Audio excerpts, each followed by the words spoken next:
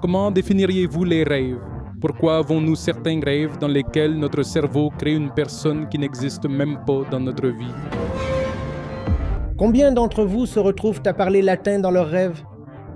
Dites-moi, s'il vous plaît, est-ce même possible? Les désirs insatisfaits concernant certains objets reviennent dans vos rêves. Le désir éprouve un profond mépris pour les faits. Je veux avoir 10 milliards de dollars, peu importe qui je suis. Je ne regarderai pas mes qualifications. Je ne me demanderai pas « Qu'ai-je fait pour mériter 10 milliards de dollars ?» Il y a du désir. C'est pourquoi le désir est aveugle. Il veut simplement « Je veux ».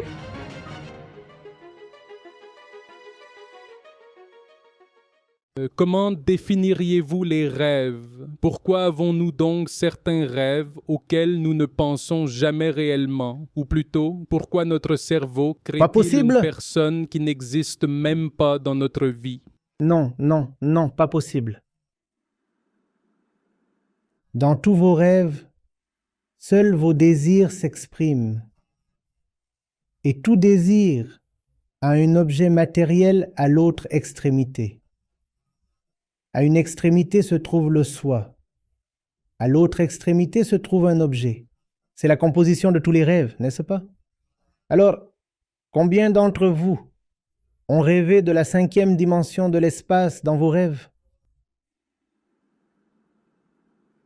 Est-ce possible? Combien d'entre vous se retrouvent à parler latin dans leurs rêves? S'il vous plaît, dites-moi. Est-ce même possible? Pas du latin, mais oui, il y avait effectivement une certaine langue qui était incompréhensible. Donc cette langue, cela vous pouvez le faire. C'est bon, ce n'est pas une langue. Mais même si je vois du latin, je ne saurais pas si c'est du latin ou non, parce que je n'en ai jamais appris. En latin, peut-être devriez-vous vous dire que c'est du latin. Vous voyez seulement vos expériences par rapport aux objets. Les désirs inassouvis concernant des objets vous reviennent dans vos rêves. Il n'y a rien de nouveau ou d'innovant dans les rêves. Les rêves peuvent vous révéler certaines choses, mais rien de nouveau. Ils ne peuvent vous révéler que ce que vous êtes déjà. Ils ne peuvent pas prédire votre avenir, mais ils peuvent vous révéler ce qui est enfoui dans votre esprit. C'est ce que les rêves peuvent faire. Alors, comment le temps se dilate-t-il dans les rêves? Il semble s'écouler beaucoup de temps dans un rêve, alors qu'en réalité, lorsque nous dormons, disons qu'il ne s'agit que d'une sieste d'1 heure.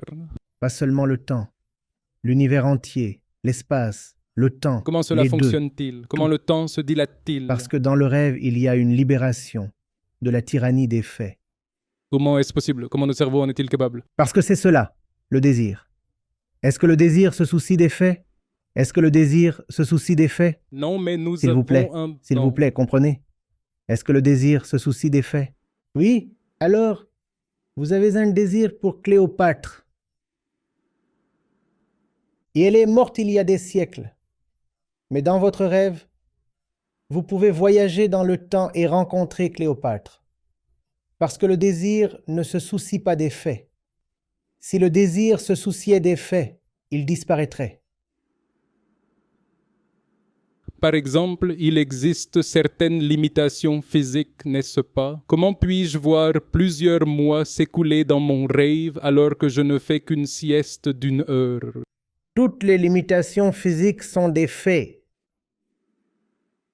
Maintenant que vous êtes éveillé, conscient et respectueux des faits, vous direz qu'il y a des limites. Mais s'il vous plaît, dites-moi, y a-t-il des limites au désir? Non. Y a-t-il des limites au désir? C'est de cela que parle le rêve. Mais si je désire quelque chose, j'y penserai. Par exemple, si je désire quelque chose, j'y penserai. Le temps passera et il s'écoulera à son propre rythme. Mais dans les rêves, le temps ne s'écoule pas à son propre rythme. Donc, ce que vous appelez la vitesse du temps est un fait. Les rêves ne s'en préoccupent pas. Car si le temps reste tel qu'il est, vous ne pouvez pas avoir Cléopâtre dans votre rêve. Comment cela se produit-il alors? Vous voulez Cléopâtre, c'est tout. Mais comment l'absence du fait se produit-elle? Vous la voulez simplement. Il y a une croyance selon laquelle, si vous pouvez avoir Cléopâtre, vous atteindrez l'accomplissement ultime. C'est la seule raison. Et puis, pour l'avoir, vous pouvez inventer toutes sortes de distorsions. Vous pouvez même déformer le temps. Vous pouvez déformer l'espace. Vous pouvez vous voir comme un beau prince sur un cheval, n'importe quoi. Cela signifie que notre esprit est capable de traiter une grande quantité d'informations en très peu de temps. Votre esprit est capable de beaucoup d'auto-illusions. Auto-illusion. Mais cette auto-illusion est également une capacité, n'est-ce pas? Une capacité très dangereuse. Oui, mais si pendant cette auto-illusion, je peux jouer avec le temps, avec le passage du temps, et que je peux également jouer avec lui tout en restant conscient, puis-je simplement dilater le temps pour moi-même? Oui, évidemment, vous faites cela, n'est-ce pas? Même lorsque vous ne rêvez pas. Même lorsque vous êtes dans cet état de conscience ordinaire appelé Jagriti. Même lorsque vous n'êtes pas dans ce que le Vedanta appelle Svapnavasta. Même alors, vous jouez toutes sortes de jeux avec le temps. Hein? On sait que la vitesse de la lumière ne peut pas être dépassée, n'est-ce pas? Mais si votre copine est sur Jupiter, vous la rejoindrez en une demi-seconde. Même lorsque vous êtes éveillé en ce moment. Ne pensez-vous pas à elle? Elle est la princesse de Jupiter. Ne pensez-vous pas à elle? S'il vous plaît, dites-moi. Que s'est-il passé avec le temps maintenant? Qu'est-il advenu des limites physiques de l'univers et de la limite de la vitesse de la lumière? Qu'est-il advenu de tout cela? Et c'est pourquoi vous observez ou voyez vos proches décédés dans vos rêves, parce que vous désirez, parce que vous avez le désir de les revoir. Il y a du désir et le désir n'éprouve que du mépris pour les faits. Donc, c'est encore quelque chose qui retient cela. Oui. Le désir éprouve un profond mépris pour les faits. Je veux avoir 10 milliards de dollars, peu importe qui je suis. Je ne me soucierai pas de mes qualifications. Je veux 10 milliards de dollars. C'est cela le désir. Je ne regarderai pas mes qualifications. Je ne me poserai pas la question. Qu'ai-je fait pour mériter 10 milliards de dollars? Il y a du désir. C'est pourquoi le désir est aveugle. Il veut simplement. Je veux. Je veux. Vous ne pouvez pas demander. Mais pourquoi voulez-vous cela? Le désir ne vous répondra pas. C'est ainsi que fonctionne le désir. Donc, pouvez-vous également expliquer le rôle de l'observateur dans de telles situations? L'observateur voit la stupidité et sourit. Que peut-il faire d'autre? Oui, mais il s'agit aussi de désirs qui font que, dans vos rêves, même votre perception logique est fortement altérée. Même lorsque vous réalisez que vous êtes en train de rêver, cela ressemble encore à une sorte d'inception du rêve lui-même. Mais le fait est que l'intensité et la fréquence de vos rêves changent en fonction de votre niveau de conscience. Lorsque vous êtes bien organisé dans votre état d'éveil, la qualité de vos rêves change. Ouais. Plus vous choisissez de porter des désirs inassouvis, plus vos rêves deviennent vifs, intenses et explosifs. Nous parlions des croyances. Les croyances ne sont-elles pas le produit de vos propres expériences? Donc, voulez-vous que nous considérions les expériences du point de vue du participant? Complètement faux. Complètement faux. Ceux qui croient évitent l'expérience à tout prix. Ceux qui croient... Dis la croyance. Oui. Vous savez, beaucoup de gens disent encore que l'homme n'a jamais posé le pied sur la Lune, parce que la Lune est considérée comme une chose appartenant aux dieux. Comment un simple être humain pourrait-il marcher sur la Lune? Alors, ils ont dit que cette expérience n'avait jamais eu lieu. Par exemple, nous voyons beaucoup de gens à qui il arrive quelque chose de bien et qui l'attribuent à Dieu, n'est-ce pas? Et ils croient que quelque chose de bien leur est arrivé grâce à Dieu. C'est donc leur croyance. Mais si quelque chose de mal arrive à quelqu'un, leur réaction immédiate est de dire qu'il n'y a pas de Dieu. Alors, qu'est-ce que vous en concluez? Que la croyance est un moyen d'éviter toute responsabilité. La croyance est une forme d'auto-illusion. Auto-illusion irresponsable. Ne pas assumer la responsabilité de ses propres actes. Malheureusement, ce n'est pas un trait propre aux êtres humains. Nous ne pouvons pas nous y fier pour rechercher la vérité. Oui, alors il n'est jamais bon de se fier à soi-même. Une pensée surgit. Vous voulez rapidement tirer une conclusion, puis vous remettez cela à plus tard. Soyez un peu sceptique. Vous savez, ce n'étaient que des écoles de pensée. Ouais. Les cyniques, les sceptiques, Mais nous avons transformé ces termes en mots péjoratifs. Ouais. C'étaient des philosophes, les cyniques, les sceptiques. En fait, nous détestions tellement les cyniques que nous leur avons donné ce nom. Oui, Hein? oui. Le terme à l'origine était Oui, oui. cynisme. Non. Un cynique signifie chien. Oui, le cynisme, c'est là où... Nous les détestions tellement que nous les appelions des chiens. Oui, parce qu'ils ne voulaient pas croire ce que la société croyait. Alors la société les détestait, parce qu'ils dénonçaient tous les mensonges. Alors nous avons dit, vous êtes des chiens. Et ils ont répondu, nous célébrons les chiens. Diogène était un cynique célèbre et influent. Il vivait réellement avec des chiens. Il a dit, ces animaux sont meilleurs que les hommes.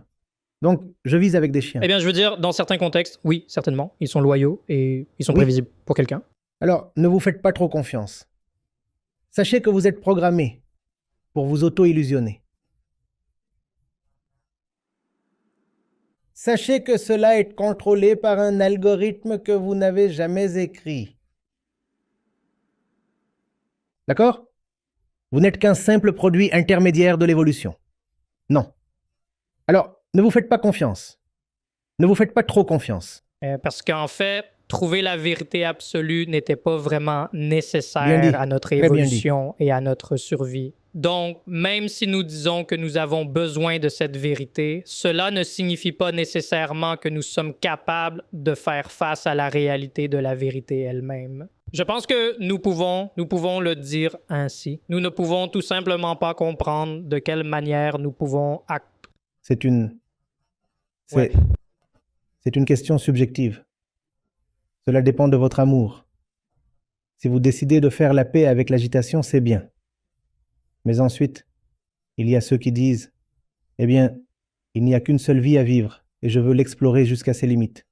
Je veux la boire jusqu'à la lie. Vous comprenez? Cela dépend de votre propre amour, de votre intensité personnelle. Sinon, vous pourriez simplement dire, vous savez manger, boire, être heureux, avoir des relations sexuelles, puis mourir. Oui, c'est pourquoi nous devons imposer des limites à nos croyances ou à nos idées lorsqu'elles ne s'appliquent pas réellement de manière universelle, comme les lois newtoniennes qui ont été remises en question Oui, oui. par Einstein. Et même lorsque vous devez temporairement vous investir dans une croyance, car parfois vous n'avez pas le choix, vous devez toujours vous rappeler qu'il s'agit d'une croyance. Indépendamment de mon approbation temporaire, cela reste toujours une croyance. Comme les théories scientifiques, vous les acceptez, mais elles sont toujours susceptibles d'être réfutées. Une expérience ou une théorie établie de longue date peut être réfutée. Vous devez donc toujours faire preuve de cette honnêteté et de cette ouverture d'esprit. Oui, l'ouverture d'esprit, c'est ce qui manque Oui, à oui, beaucoup de gens. sinon cela devient un dogme.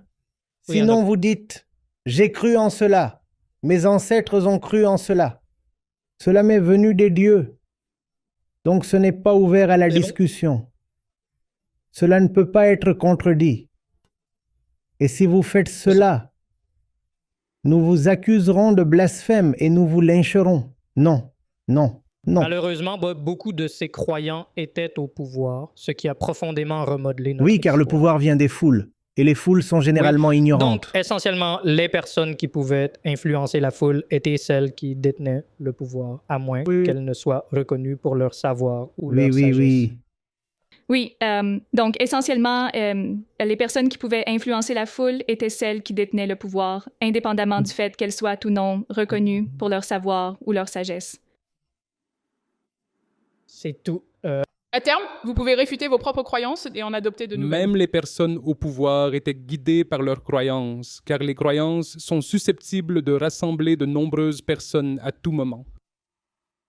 Cela vous permet d'être paresseux. Oui, la presse, Oui. c'est quelque chose que la plupart des gens désirent. Et c'est tout à fait naturel. Chacun d'entre nous souhaite dépenser le moins d'énergie possible pour accomplir une tâche. Ainsi, dans un certain contexte et dans un certain sens, ce n'est pas nécessairement une mauvaise chose. Cela dépend simplement de la manière dont nous l'appliquons et des situations dans lesquelles nous ne l'appliquons pas. Tout va bien, hein? D'accord. D'accord, je suppose. Tout va bien, je crois. Hmm. Hein? Un Seigneur suprême et bienveillant prendra soin de moi. Tout va bien. Allons dormir. Oui. Certaines constantes sont innés. Il faut simplement apprendre à les gérer. Allons tous dormir. Quelqu'un va s'occuper de nous. Ouais. Cela deviendra également un fait. Comment cela deviendra-t-il un fait, hein? Qu'un grand python vous attend? Et vous dites que cela deviendra un fait? Que tout va bien? Non, tout le monde le confirme. C'est pour cela, monsieur, parce que... Un fait n'est pas une croyance fondée sur un consensus. Un fait n'est pas une croyance approuvée par la foule. Quel genre de définition est-ce? Un fait est quelque chose qui existe indépendamment de toute approbation subjective. Voilà ce qu'est un fait. Même si tout le monde disait que l'accélération gravitationnelle G n'est pas de 9,8 mètres par seconde au carré, cela resterait néanmoins un fait. Un fait ne dépend pas de la foule. Les illusions partagées ne deviennent pas une réalité, n'est-ce pas? Ah oui. Je veux dire que c'était une excellente prise de conscience pour nous tous ici. Nous avons tous compris beaucoup de choses et une fois de plus, nous avons compris que nous sommes des observateurs, c'est-à-dire que nous devons être des observateurs. C'est une prise de conscience importante que chacun devrait avoir et j'espère que ce message a touché de nombreuses personnes. Nous vous sommes très reconnaissants du temps que vous nous avez consacré pour répondre à nos questions et échanger avec nous. Oui, ce fut un grand honneur pour nous d'avoir eu cette opportunité.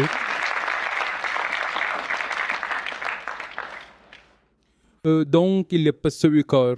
L'un était Non, il n'y a pas de l'observateur. corps. Non, Il n'y a non, aucun non, corps. Désolé, il y a deux choses. L'un est un observateur et l'autre est un consommateur. Alors, si je dis qu'il existe un soi observateur, y a-t-il un observateur suprême qui observe tout? Avons-nous quelque chose de ce genre? Oui, il peut y avoir ici un observateur suprême. Cela peut se poursuivre ainsi jusqu'à l'infini. Et si cela se produit, alors cela se produit.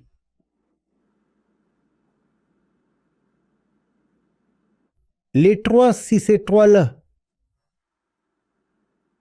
si ces trois ont quelqu'un derrière eux, sont-ils alors trois observateurs ou trois observés? Observés. Ils ne seront donc pas de ce côté de la tasse, mais de l'autre côté, puisqu'ils sont les phénomènes observés. Cela signifie qu'il ne peut toujours y avoir qu'un seul observateur. Si cet observateur a quelqu'un derrière lui, alors il n'est plus l'observateur, mais l'observé. Est-ce ce que nous appelons l'Advaita? Vous pouvez l'appeler l'Advaita. Téléchargez simplement l'application Acharya Prashant, puis rendez-vous dans la section Communauté. Vous y trouverez des témoignages en direct diffusés toutes les 5 minutes. Je vois chaque jour, sous mes propres yeux, des milliers, voire des millions de vies changées. Nous le faisons. Oui, nous l'avons vraiment fait. Rejoignez la communauté de plus de 200 000 participants sur l'application Acharya Prashant. Votre premier mois est entièrement gratuit. Vous bénéficierez d'un accès complet à la Gita Mission. Sur l'application, vous aurez régulièrement accès à des sessions en direct, à des conversations quotidiennes exclusives avec Acharya Prashant, à la communauté dynamique de la Gita, à des tests de sagesse, ainsi qu'à une sélection d'actualités, de livres audio, de citations et de bien plus encore. Recherchez Acharya Prashant sur le Google Play Store ou l'Apple App Store. À télécharger l'application dès maintenant.